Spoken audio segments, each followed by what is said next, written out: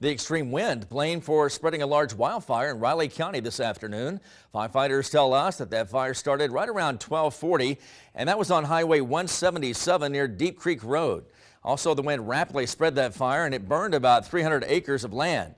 Currently, more than 24 firefighters from across the area responded, and with the help of the Kansas Forest Service's aircraft support, they got that fire under control just before 3 o'clock this afternoon. Nobody was hurt, no buildings were damaged in the fire, and the Kansas Forest Service says tomorrow and Wednesday are expected to be elevated fire weather days for parts of the state.